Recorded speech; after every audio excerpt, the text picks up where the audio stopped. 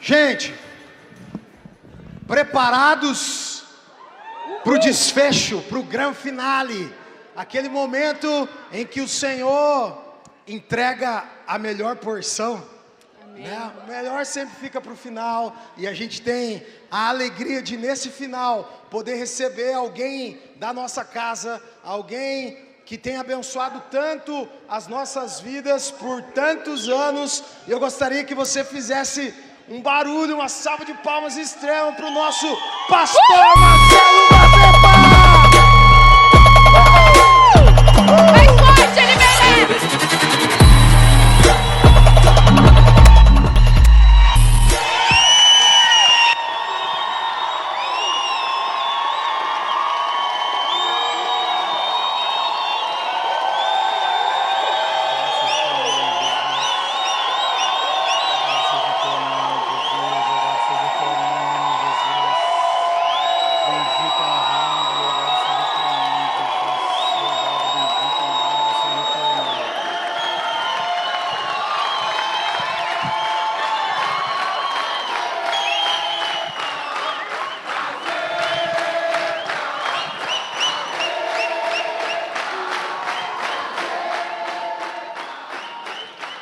Amém, amém, amém. Abra sua Bíblia. Abra sua Bíblia no livro do profeta Isaías, capítulo 52. Vamos ler o versículo 7. Boa noite, gente! Vira para o crente que está do seu lado e fala: glória a Deus pela sua vida. Amém. Ligue, abra sua Bíblia, Isaías, capítulo 52, versículo 7. A palavra diz assim: quão formosos são sobre os montes os pés do que anuncia as boas novas, que faz ouvir a paz, que anuncia coisas boas, que faz ouvir a salvação, que diz a Sião: o seu Deus reina. Curva a sua cabeça. Pai, nós estamos diante da Tua palavra, cheios de gratidão por esse momento tão especial para essa casa, para as nossas vidas. Obrigado, Deus, porque o Senhor nos permite participar do banquete da Tua palavra. A minha oração é que o que a gente for compartilhar aqui tenha ação completa nas nossas vidas, não seja apenas informação para nós, mas seja alimento para o nosso espírito, que a gente possa corresponder em fé, Deus, aquilo que o Senhor tem feito em nós e através de nós. Eu oro para que os nossos corações aqui sejam terras férteis, Deus, para frutificar a Tua vontade, Deus, em nós e através de nós. Eu oro para que os céus estejam abertos aqui e toda ação demoníaca, contrária à ministração da Tua palavra, caia por terra.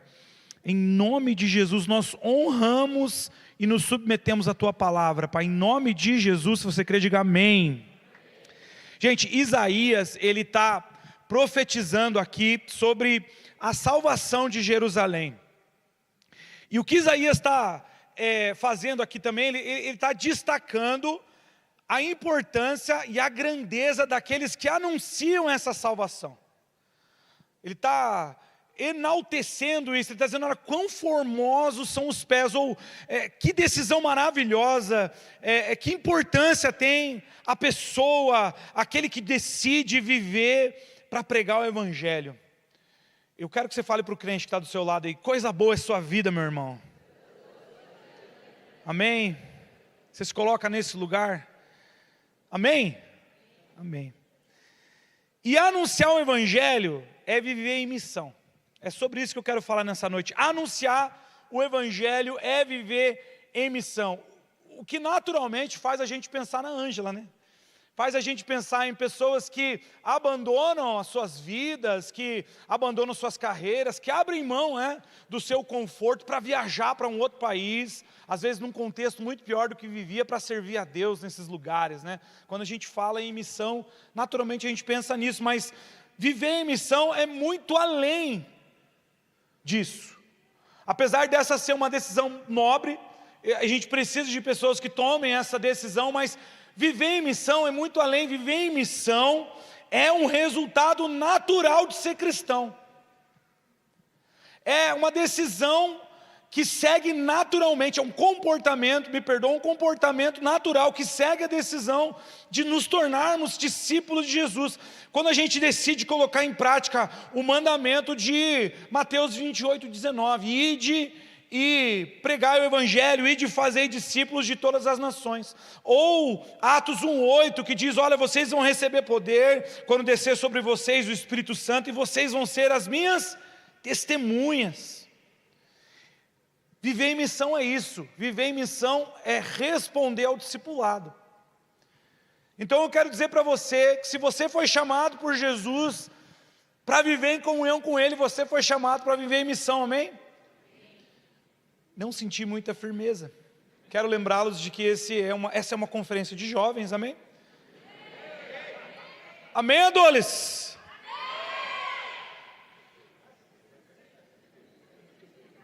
Quero lembrar você que se você foi chamado para viver em comunhão com Cristo, você foi chamado para viver em missão, amém?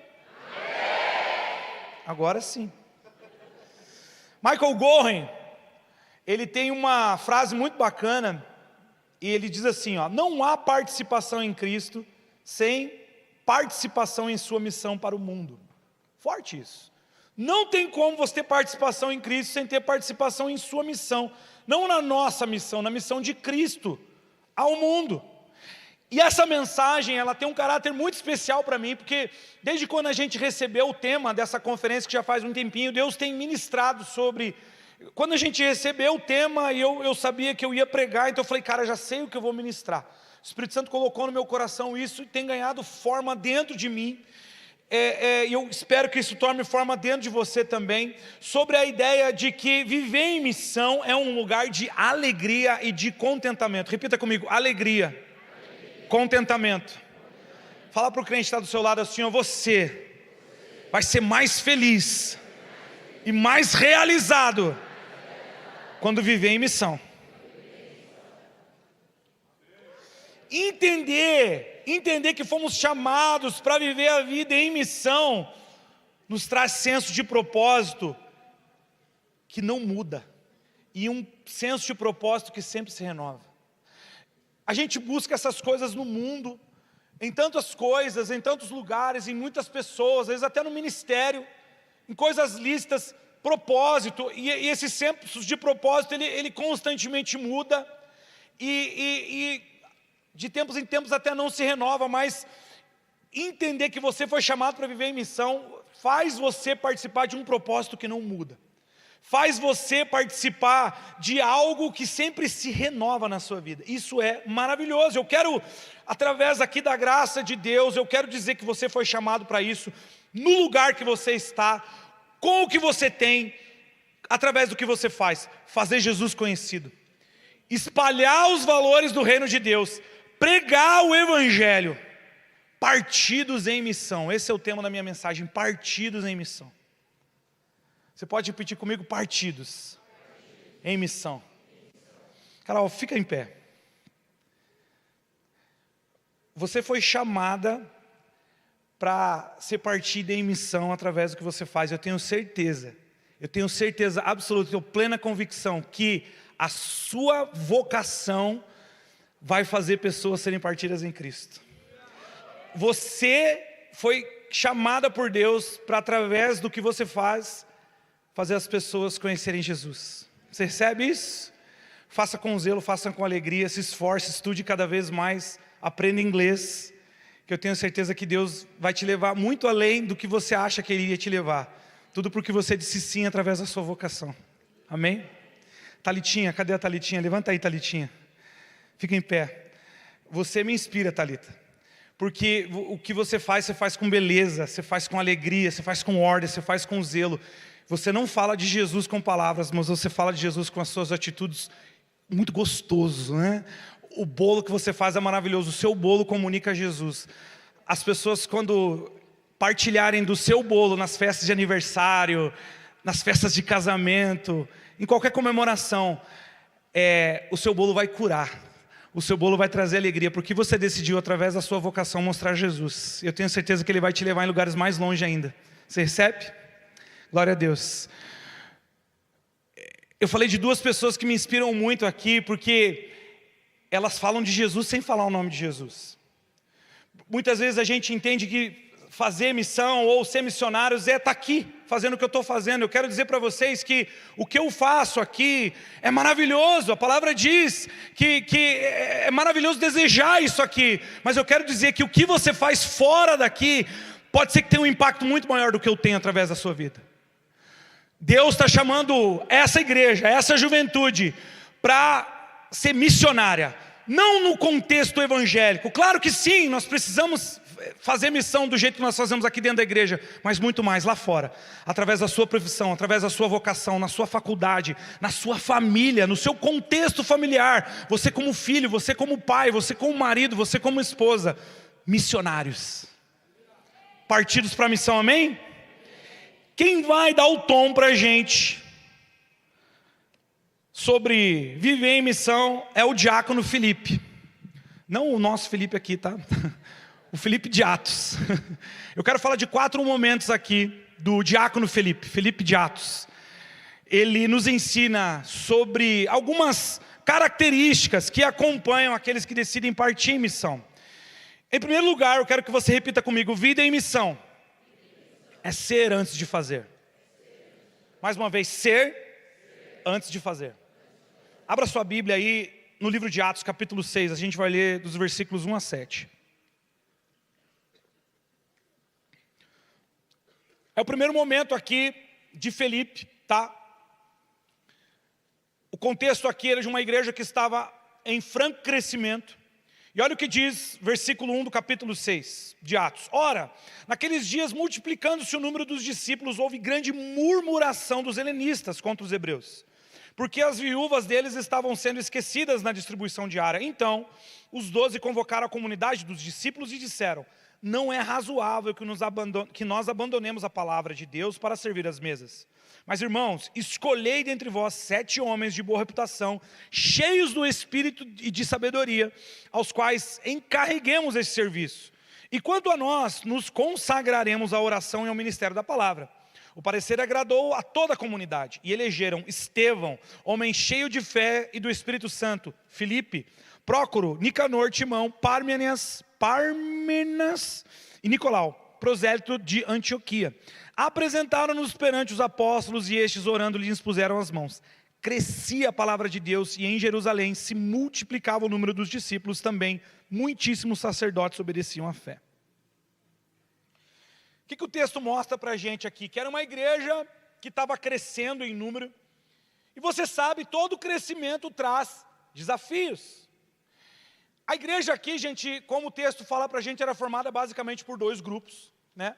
Os helenistas e os hebreus. Para você entender aqui, os hebreus eram os judeus convertidos locais, né? Os judeus, vamos dizer, raiz, os judeus hebreus, eles se converteram ao cristianismo. E os helenistas, que eram os judeus que vieram de fora, e eles eram os de fala grega. A Bíblia está dizendo aqui que, guarda isso, os hebreus, os judeus ali convertidos, hebreus, eles se orgulhavam da sua tradição. E por isso eles desprezavam os helenistas, os de fala grega. E as esposas dos homens que morriam, né, elas estavam sendo desprezadas, vamos dizer assim, na distribuição dos recursos. Isso gerou risco à comunhão. Mas isso era apenas um sintoma do problema. O problema maior é que havia divisão dentro da própria comunidade cristã. E a palavra diz para nós que não deve haver divisão no corpo de Cristo. Muito pelo contrário, nós devemos viver em união. Então, havia um desafio para a igreja que precisava ser solucionado. E eu quero pensar aqui com você, de que lado que a gente fica quando surgem desafios. Quando situações desafiadoras, elas acontecem conosco. Quando acontece um conflito, dentro da igreja, na sua família, no seu trabalho. Sabe aquele conflito que divide opiniões? E é normal acontecer isso. É normal a gente muitas vezes ter afinidade com uma pessoa e não ter com outra. Isso faz parte do ser humano. Mas eu quero dizer para você, de que lado você fica nesse conflito? Porque naturalmente, sabe qual vai ser a nossa resposta? Carnal. Diante de um conflito, a nossa resposta vai ser como daqueles que estavam murmurando. Por quê? Porque ela é influenciada pelo pecado.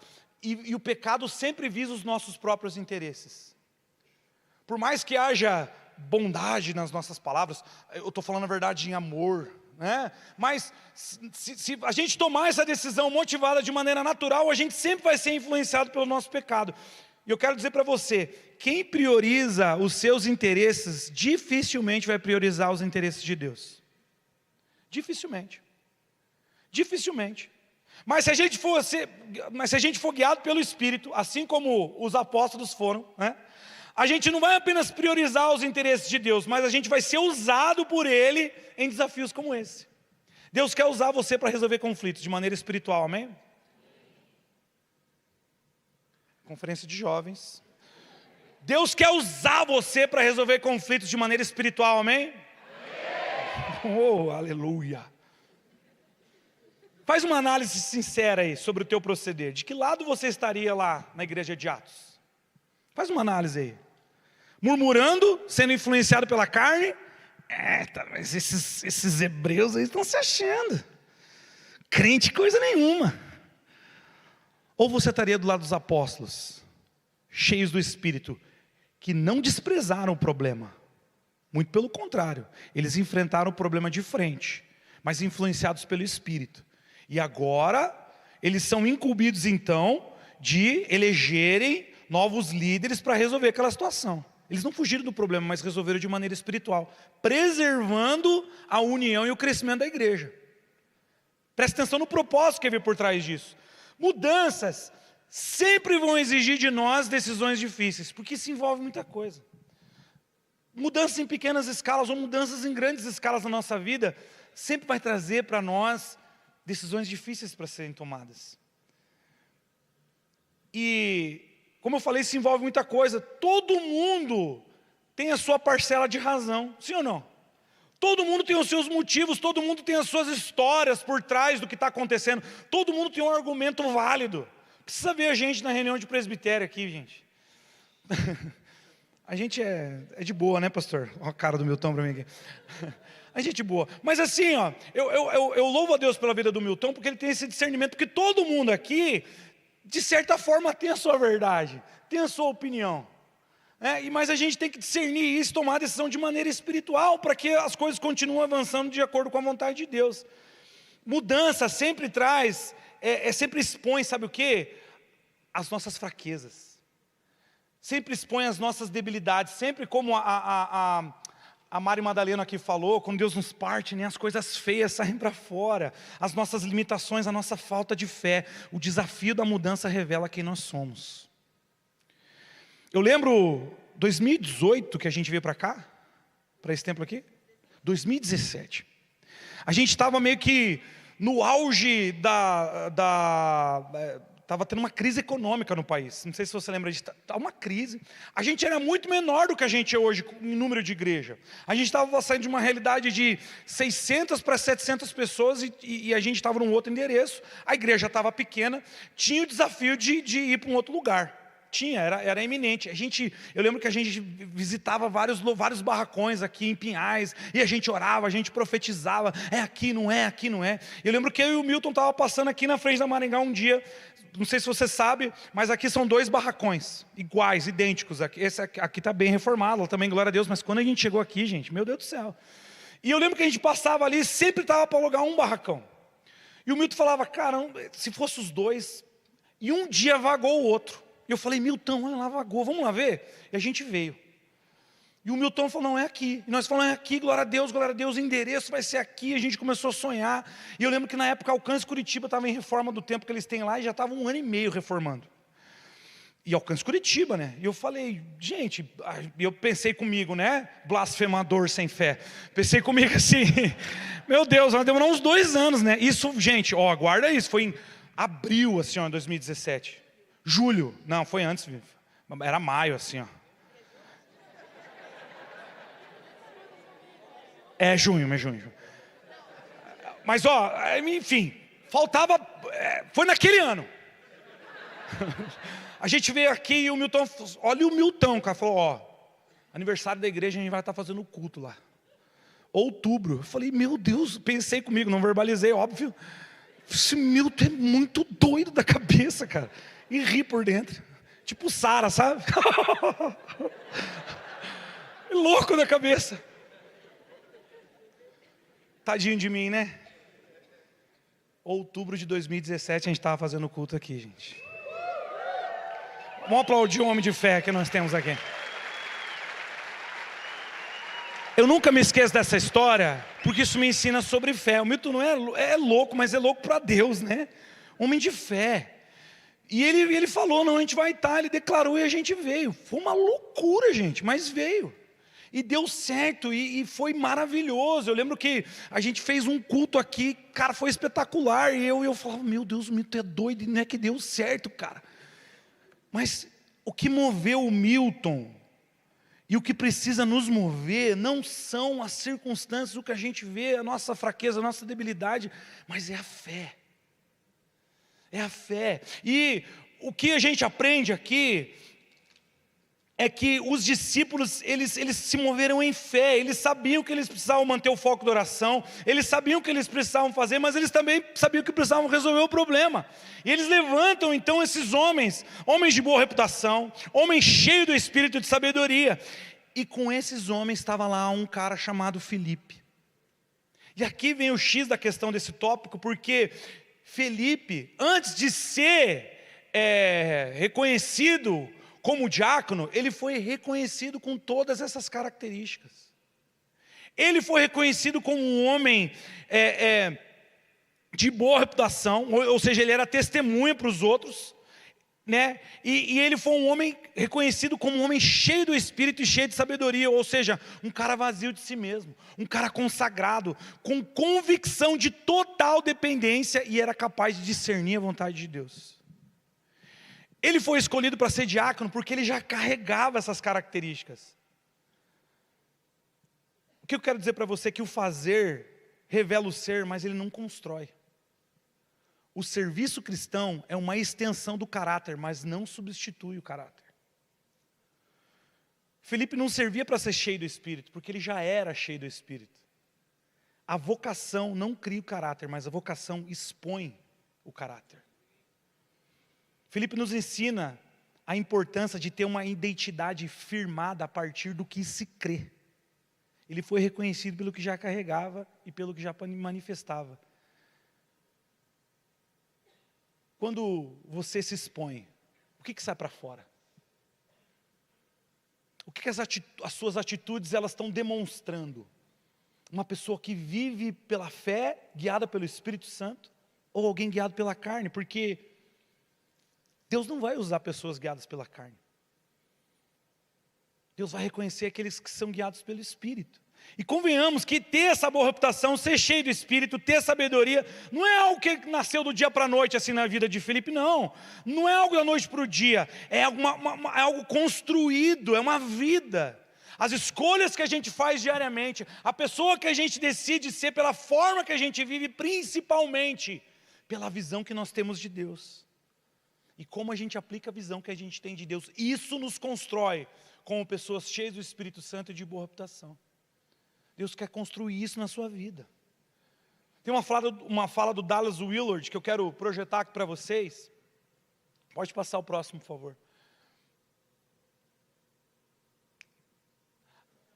Não é essa. Deus não está tão interessado no que você faz, mas em quem você está se tornando. Deus está interessado em quem nós estamos nos tornando, porque à medida que nós nos tornamos mais parecidos com Ele, nós vamos fazer as obras dEle, amém? Amém! Amém! Ao ser esse tipo de pessoa, a gente está pronto para fazer o que é necessário. A ordem nunca é invertida. Deus nunca vai chamar você para fazer algo se você não for essa pessoa, se você não carregar essa identidade.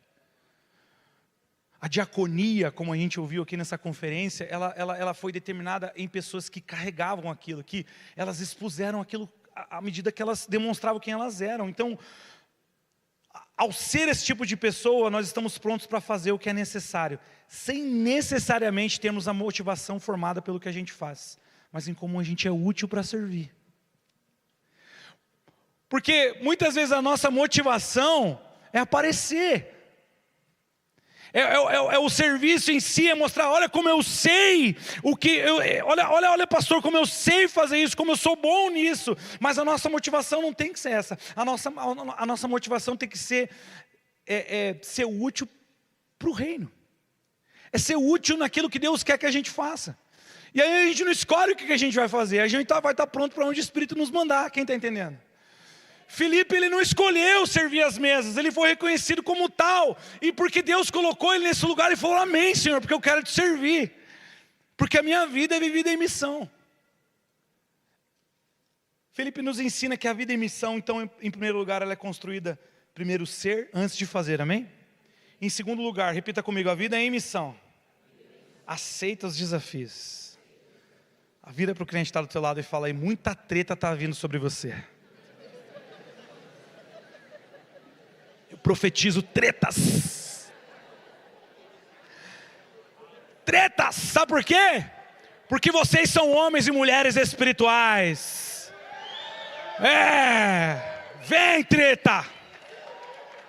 Brincando, estou brincando.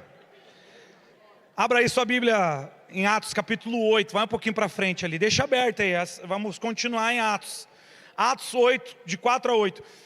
Enquanto isso, os que foram dispersos iam por toda a parte pregando a palavra. Filipe foi à cidade de Samaria e anunciava o Cristo ao povo dali. As multidões unânimes davam atenção às coisas que Filipe dizia, ouvindo-as e vendo os sinais que ele fazia. Pois os espíritos imundos gritando em alta voz saíam de muitos que estavam possuídos por eles, e muitos paralíticos e coxos foram curados, e houve grande alegria naquela cidade.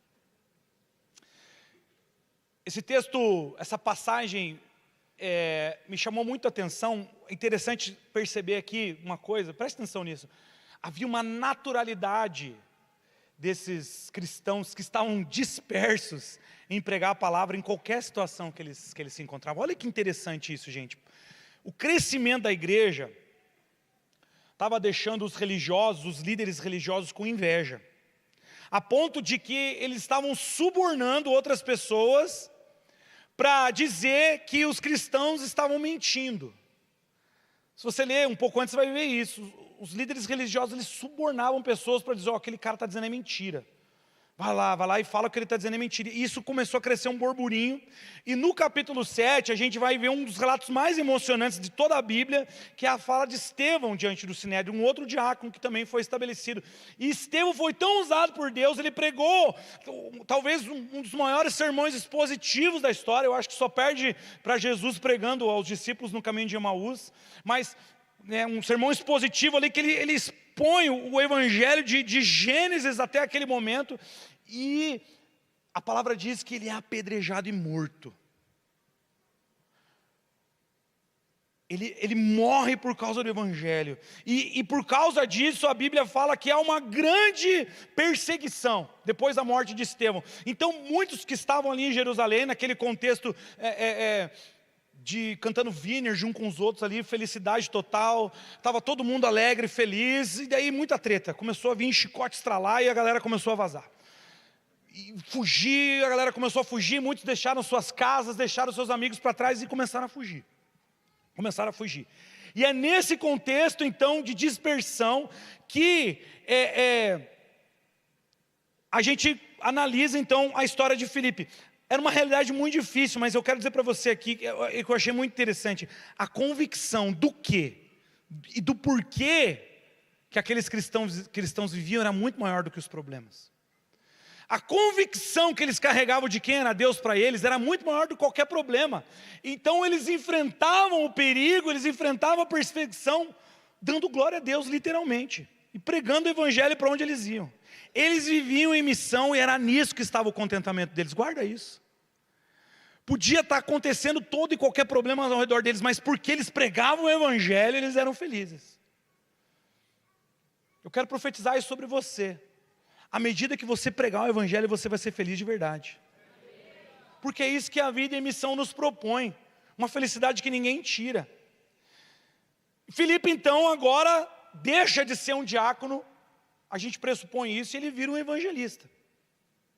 Porque ele não ia dar conta de servir as mesas e fazer o que ele fez. Então ele passa a ser um evangelista. E a Bíblia nos diz que ele não foi amando do Senhor, ele foi ou por vontade própria. A Bíblia não diz isso, mas de qualquer forma, Filipe escolheu uma coisa muito difícil de se fazer. Por quê, pastor? Porque ele foi para Samaria.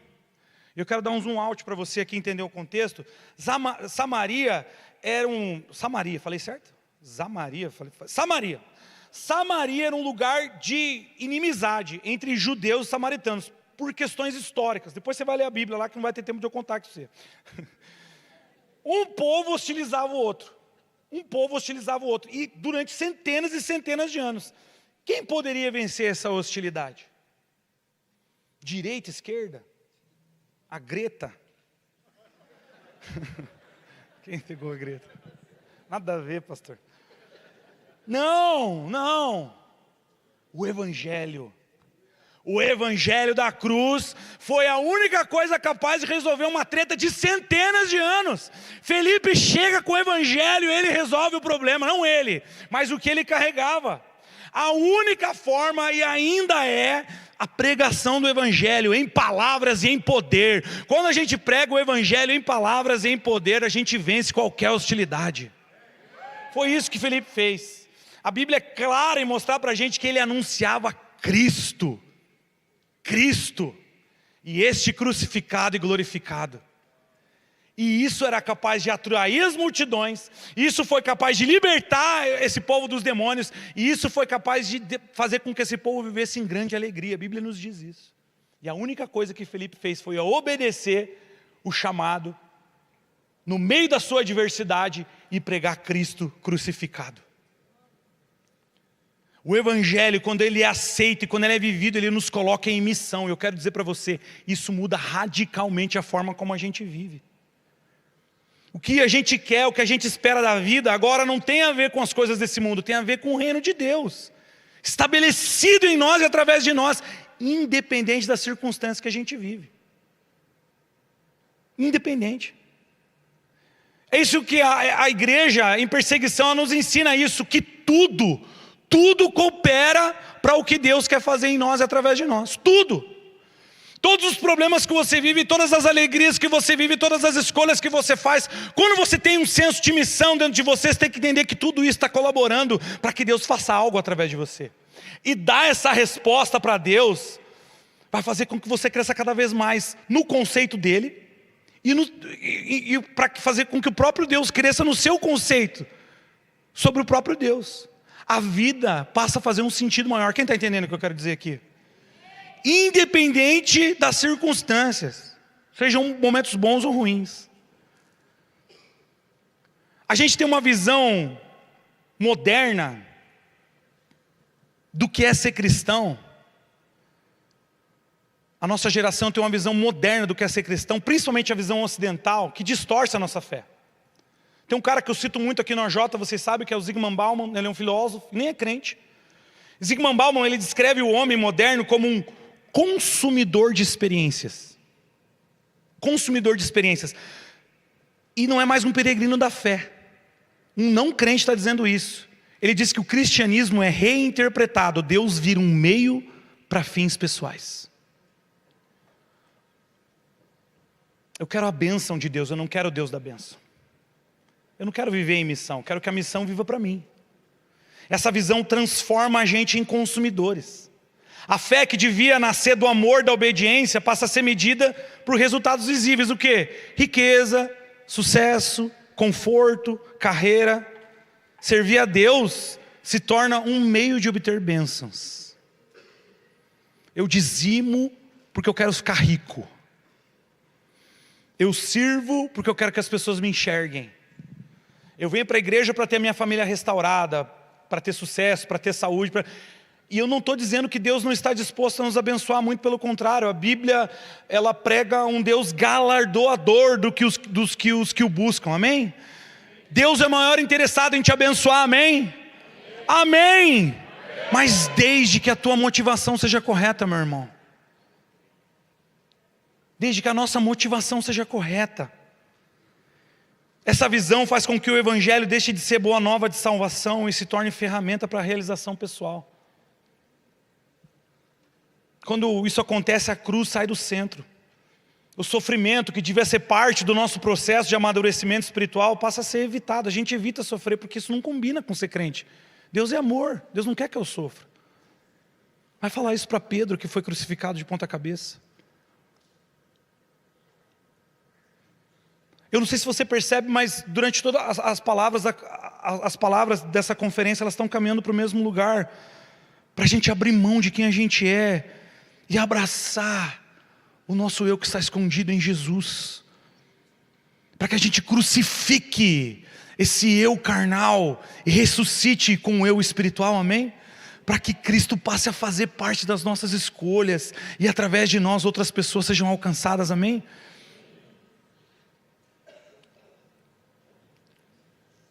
Felipe mostra outro caminho para a gente. Mesmo em meio à perseguição, ele vai a Samaria movido pelo Espírito, não por interesse. Ele não queria palco. Ele vai por causa do propósito.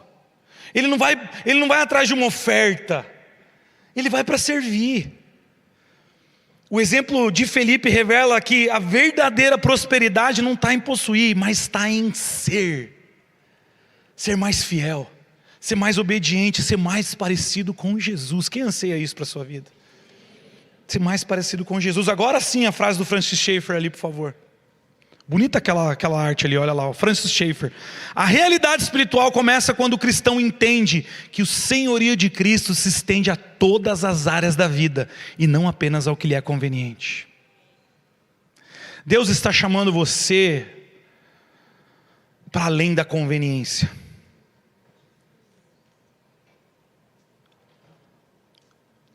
O sofrimento, ele nunca vai perder o caráter do sofrimento, isso é óbvio. Sempre vai ser difícil. Sempre vai ser difícil. Abrir mão, como o pastor Fagner falou aqui, muitas vezes abrir mão de algo que, cara, é algo que eu gosto, é algo que eu quero, é algo que faz sentido para mim. Mas a gente entra num lugar de transcendência. E eu não sei se você já viveu isso. Não tem como explicar, meu irmão. Porque a gente não pode segurar, a gente não pode dizer como que é. Eu só sei dizer para você que o êxtase que você tem, a alegria, o contentamento que você tem, cara, de abrir mão de coisas para abraçar aquilo que Deus tem para você. Meu irmão, pode te fazer sofrer, pode te fazer doer, pode te colocar num lugar de exposição, pode fazer com que você seja rejeitado, mas você vai continuar sendo feliz e tendo contentamento, porque você vai estar fazendo a vontade de Deus, e é na vontade de Deus que você se descobre, mesmo sendo difícil.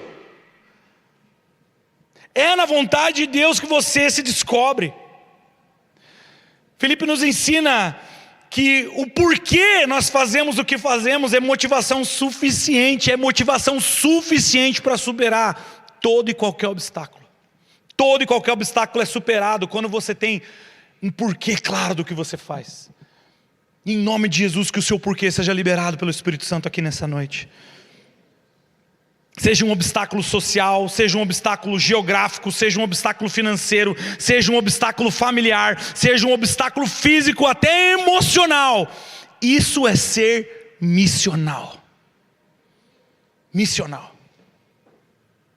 2 Coríntios capítulo 4, versículos de 16 a 18 diz: por isso nós não desanimamos, pelo contrário.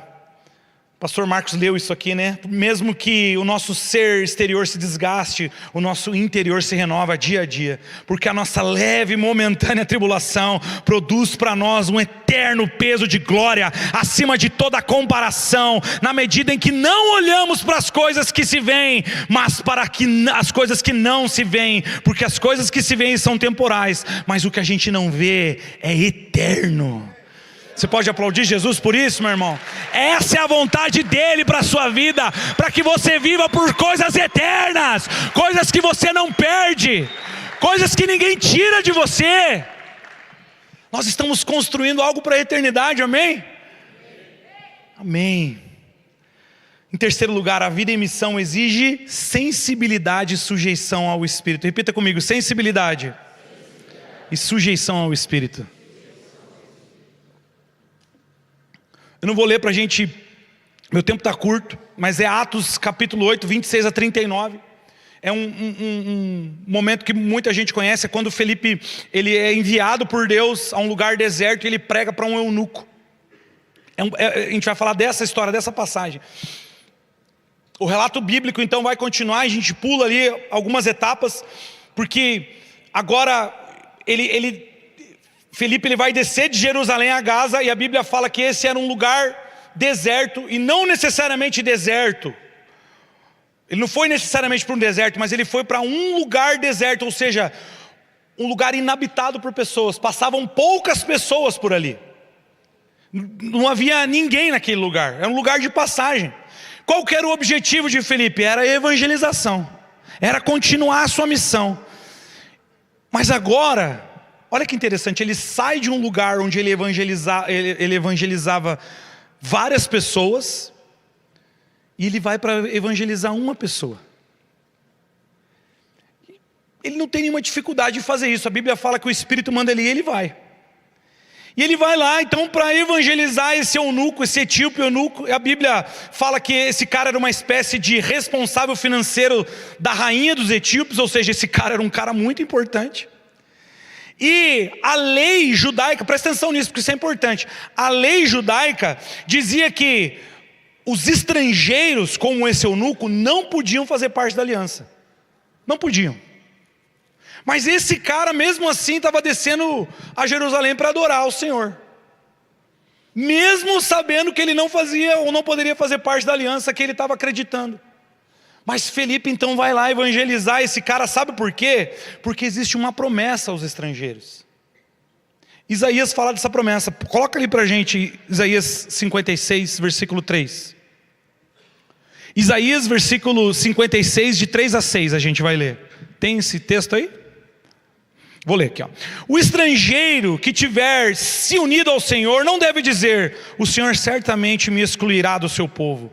E um eunuco não deve dizer: eis que eu sou uma árvore seca, porque assim diz o Senhor: aos eunucos que guardam os meus sábados, escolhem aquilo que me agrada e abraçam a minha aliança, darei no meu templo e dentro das minhas muralhas um memorial e um nome melhor do que os filhos e filhas. Darei a cada um deles um nome eterno que nunca se apagará. Aos estrangeiros que se aproximam do Senhor para o servir, para o amar, o nome do Senhor, sendo deste modo servos dele, sim, todos os que guardam o sábado, não profanando, abraçam a minha aliança. Havia aqui uma promessa de integração então dessas pessoas à aliança.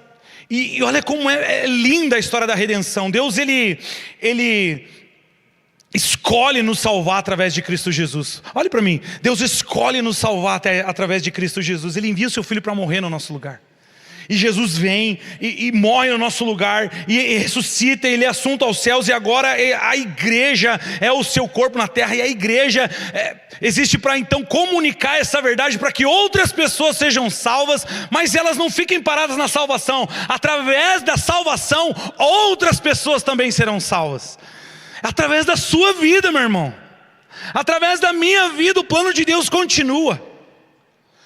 A gente precisa fazer com que a realidade dessa informação, dessa convicção, haja nas nossas vidas de tal maneira que a gente não viva por outra coisa mais, gente. Porque Deus escolheu você para fazer com que através da sua vida Ele seja conhecido.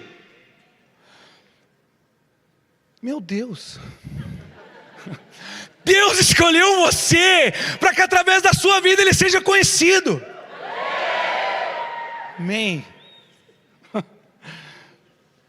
Felipe obedece esse chamado. E o texto deixa claro que ele tinha sensibilidade ao Espírito, ele era liderado pelo Espírito. A Bíblia diz que Felipe não era movido pelo seu aparente sucesso. Porque, pensa comigo, Felipe foi responsável diretamente por um dos maiores avivamentos da história. Ele foi para um lugar onde há mais de, sei lá quantos centenas de anos, o povo não se dava um com o outro, e de repente esse cara vai lá e faz um avivamento. A Bíblia fala que Pedro e João, que eram os colunas da igreja, tiveram que ir lá para ver o que estava acontecendo. Felipe estava batizando todo mundo nas águas lá, vem João e Pedro e começa a batizar todo mundo no Espírito Santo. Uma região inteira foi ganha para Jesus. E Felipe era o proeminente nisso. Ele era tipo o Theo Hayashi daquele momento. Estava rolando um Dunamis Conf lá em Samaria. Nada, estava rolando uma conferência a partir lá. Eita glória! Mas de repente, naquele momento em que ele está pensando, meu Deus, olha que legal que eu estou fazendo aqui, o Espírito Santo fala, agora você sai daí, vai lá para o deserto. Não quero você aqui, no hype. Quero você lá, onde só tem um, que nem faz parte da tua aliança. Você vai? Felipe, eu vou, Senhor. Porque o que me guia não é o que eu vejo, é o que o Senhor manda. E ele vai, cara, porque ele não é movido por esse sucesso. Ele é movido pelo Espírito. Ele vai para um lugar aparentemente sem importância, se a gente pensar pelo nosso ego, não é? Meu Deus, estou me rebaixando. O que eu fiz para o Senhor me mandar aqui do lugar do avivamento, um lugar onde não tem ninguém? E eu volto a dizer, se a gente tiver uma visão humana para o que a gente está fazendo para Deus, a gente vai pensar assim. Porque a gente acha que sucesso são grandes multidões. A gente acha que sucesso é você estar numa plataforma ou ter milhares de seguidores, ser o Theo Hayashi da vida. E glória a Deus pela vida do Theo Hayashi, porque eu tenho certeza que ele faz isso na maior fidelidade do mundo. Mas glória a Deus pelas igrejas que estão se reunindo, que tem 10, 30, 15, 20 pessoas. Glória a Deus por essas igrejas. Glória a Deus por essas igrejas que de repente não têm a capacidade de fazer o que a gente está fazendo aqui hoje, mas elas estão lá fiéis, orando semanalmente para fazer com que o nome de Jesus seja conhecido. E a gente tem que ter essa mesma motivação. É isso que Felipe nos ensina. Ele não era movido pelo que ele acreditava, ele era movido pelo Espírito de Deus, e ele obedecia prontamente. A sua obediência foi o início de um outro grande avivamento. Você sabia disso? Porque a história, a tradição da igreja vai dizer que aquele eunuco que foi ganho por Felipe, ele foi o precursor de uma evangelização em toda a Etiópia, que fica no norte da África. Algumas pessoas dizem, não dá pra gente ter certeza, que a primeira igreja fundada na Etiópia, que eu acho que existe até hoje, foi esse eunuco que ganhou. Por quê? Porque Felipe estava à disposição do Espírito Santo, ele foi até lá para evangelizar esse cara. Foi explicar a Bíblia para ele. E a gente tem que ter essa disposição de sair muitas vezes do lugar das multidões e ir para o lugar onde não tem ninguém. O que move a sua vida ou te faz satisfeito? Carreira, sucesso, fama, reconhecimento, bem-estar. O que move o teu serviço a Deus? O que move? Felipe era movido pelo Espírito, e isso colocava ele num senso de missão que naturalmente dava continuidade à vontade de Deus. Isso era motivo de contentamento para Felipe. Fazer a vontade de Deus. Fazer a vontade de Deus. Sabe, cara, você não tem dimensão do que o seu serviço, a sua sujeição, a sua disponibilidade ao Espírito é capaz de fazer. Você não tem noção. Você não tem noção do que o que você faz na sua célula uma vez por semana, recebendo aquelas pessoas que... Você não tem noção. Tem pessoas que a gente faz assim, pastor dos céus. Você não tem noção. Quem trabalha no Ministério Infantil aqui? Fique em pé, por gentileza. Todos que trabalham no Ministério Infantil.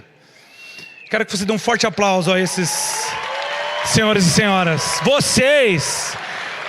Vocês não têm noção. Fiquem em pé. Vocês não têm noção do que vocês fazem. Fiquem em pé.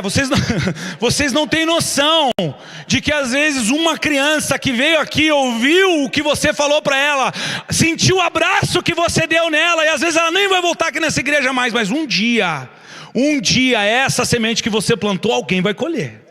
Alguém vai colher, e Jesus Cristo vai vir buscar o fruto do trabalho dele, porque nunca é em vão. O que nós fazemos para o Senhor nunca é em vão. Às vezes as pessoas não veem o que vocês estão fazendo, vocês não recebem o reconhecimento que a gente acha que devia, e nem vão receber. Servos inúteis. Eu fui do 0 a 100 agora, vocês viram? Mas Ele está vendo, glória a Deus. Ele está vendo e Ele está aplaudindo, e o reino dele vai crescer, porque é tudo sobre Ele, nada sobre nós. Louvado seja Deus pela sua vida. Pode sentar.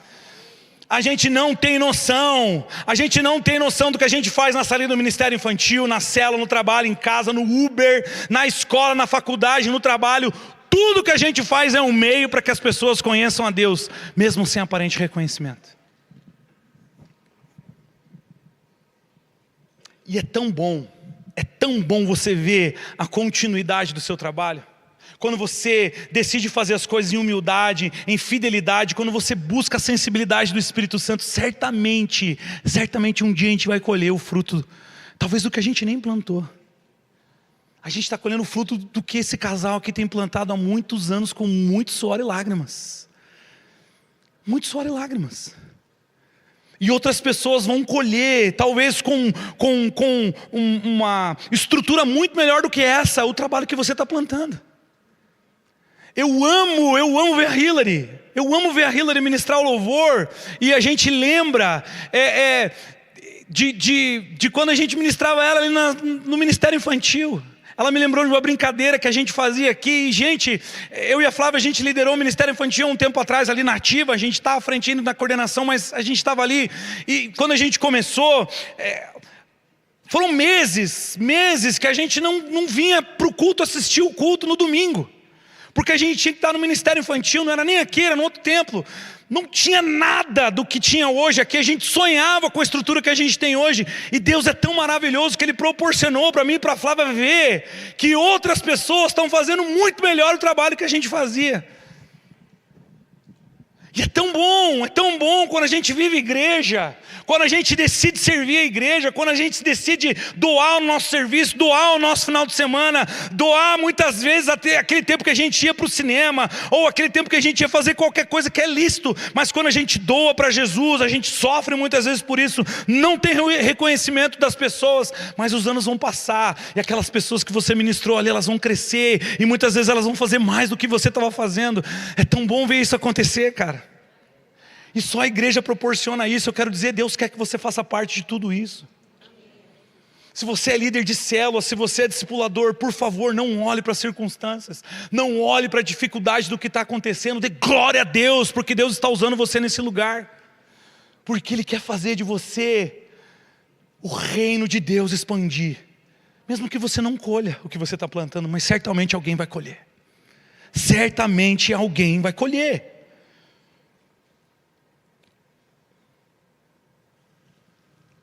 Eu quero terminar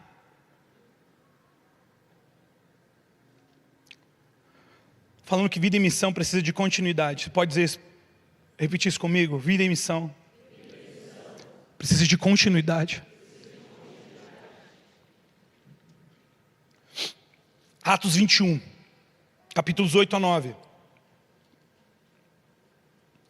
No dia seguinte, partimos e fomos para Cesareia. Entrando na casa de Filipe, o evangelista, que era um dos 7, ficamos com ele. Filipe tinha 4 filhas solteiras que profetizavam. Passou alguns anos depois desse episódio do eunuco. A Bíblia fala que lá nesse episódio, Filipe foi arrebatado, mais uma vez. Eu quero encontrar Filipe na glória. Eu falei, mano, como é que foi isso? Ele foi arrebatado, ele foi visto em alguns lugares, e a palavra diz que ele se estabeleceu em Cesareia. E ali ele ficou. Alguns comentaristas dizem que ele fundou a igreja em Cesareia. Depois de uma vida de ministério, a Bíblia menciona que ele se estabeleceu. Ou seja, ele começou a viver uma vida simples. Ele virou o tiozão. Ele virou um pastor local, glória a Deus por isso. E estava lá, tocando a sua igreja. Fiel. Sem grandes moveres, sem grandes conversões. Mas o que chama atenção é a fidelidade. E não é à toa que a Bíblia menciona somente esse trecho dele ali, porque está falando da história de Paulo. Se você for analisar ali, está falando das viagens missionárias de Paulo. É Paulo que está se hospedando na casa de Filipe ali. Lucas está registrando isso, mas é Paulo que está ali mencionando isso. Filipe nos ensina sobre uma vida vivida em fidelidade. Fidelidade. A gente é chamado para sermos obedientes e fiéis antes de qualquer lugar de relevância. Sabia que você não foi chamado para ser relevante? Relevância é uma escolha de fidelidade. Você foi chamado para ser obediente, meu irmão. Nós somos chamados para ser obedientes, não para ser relevantes. Relevância tem o seu lugar, mas a relevância é uma consequência da fidelidade. Você foi chamado para ser fiel. Salmo 119, versículo 1 é um dos textos que eu tenho orado nos últimos 2 anos, de maneira muito intensa, que diz assim, ó: bem-aventurados os irrepreensíveis no seu caminho, que andam na lei do Senhor. Felizes os que têm alegria, porque eles andam na lei do Senhor, porque eles fizeram da lei do Senhor o seu objetivo final de vida. Obediência, o nosso contentamento, a nossa felicidade, o nosso senso de realização não tem que estar nas conquistas desse mundo. É claro que a gente deve buscar zelo, excelência naquilo que a gente faz, mas o fundamento sempre precisa ser Deus. E se satisfazer na obediência em todas as estações da sua vida. Seja diante da multidão, seja diante de poucas pessoas. Não satisfazer os seus desejos, mas satisfazer os desejos de Deus. Mas o que Felipe me ensina, e eu quero terminar com isso, que é sempre diante da sua família. A Bíblia é clara e ela enfatiza que ele tinha 2 filhas, aliás 4, e essas 4 eram virgens, isso é um sinal de santidade, e elas profetizavam, era um sinal de que elas viviam em santidade e buscavam andar no poder de Deus. A Bíblia não menciona isso por acaso, não. Felipe tinha preocupação em ganhar o mundo, amém? Você tem essa preocupação em ganhar o mundo? Eu estou emocionado aqui, gente. Você tem a preocupação em ganhar o mundo para Deus? Não adianta você ganhar o mundo e perder a sua família. Não adianta a gente ganhar o mundo e perder a nossa família. E Felipe está falando sobre continuidade. É melhor você terminar algo top do que do jeito que você começou. Sempre, o final das coisas sempre é melhor que o seu início. E a gente está todo momento encerrando as coisas. Então pensa nisso.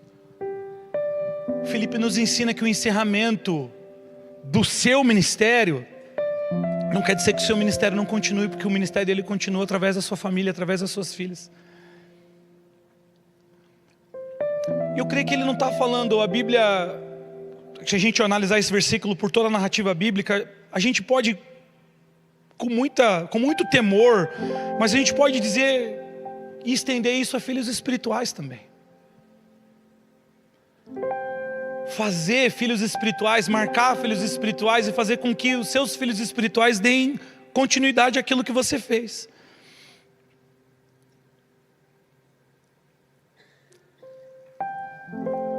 Esse é o chamado de Deus para nós. Uma vida em missão. Para que a gente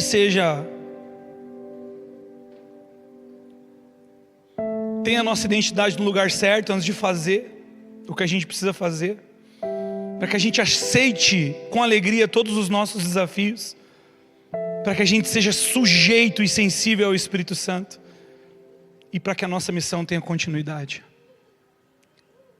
Fique em pé no seu lugar.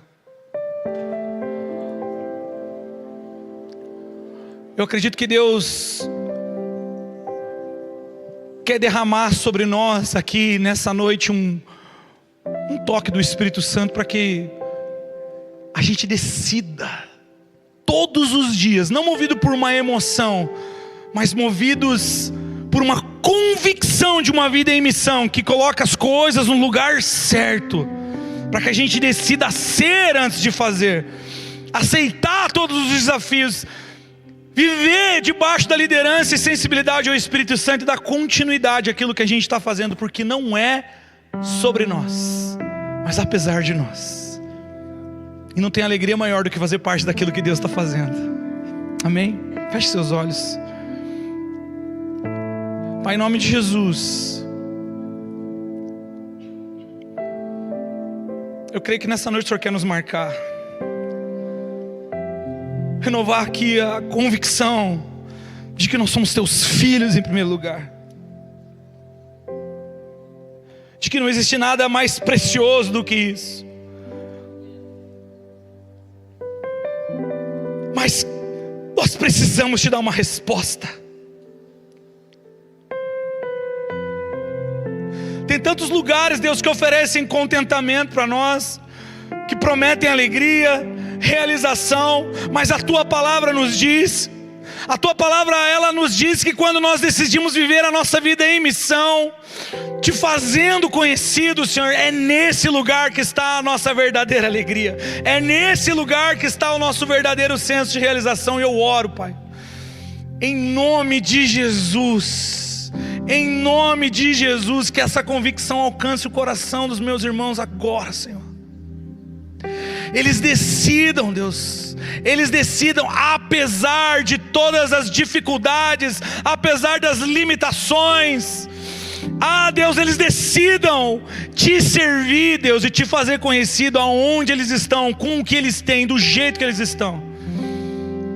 Faz de nós uma igreja missional, Senhor, uma juventude missional, bíblica, reverente, Deus, para louvor e honra do Teu nome. Amém.